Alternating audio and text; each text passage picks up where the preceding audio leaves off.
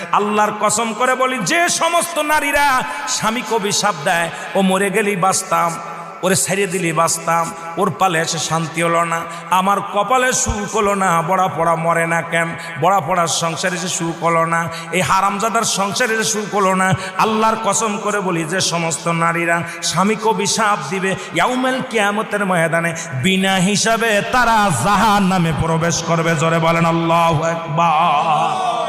আমার মারা যারা মাইকের আওয়াজ শোনেন, শুনে নেন,